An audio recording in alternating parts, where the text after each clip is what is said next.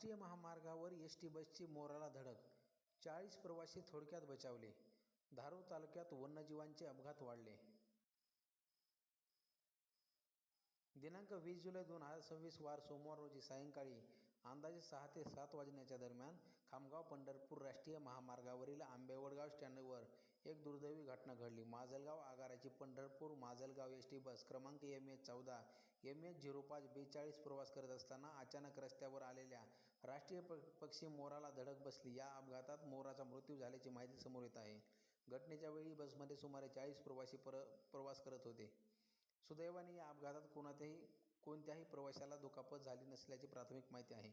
या घटनेनंतर परिसरातील नागरिकांनी चिंता व्यक्त करत असून धारूर तालुक्यात वन्य प्राण्यांच्या अपघाताच्या घटना सातत्याने वाढत असल्याचे सांगितले जात आहे. यामुळे महामार्गावर वन्यजीवांच्या सुरक्षेसाठी इशारा फलक, वेग मर्यादा तसेच इतर आवश्यक उपाययोजना तातडीने राबवाव्यात अशी मागणी वन विभागाकडून करण्यात येत आहे.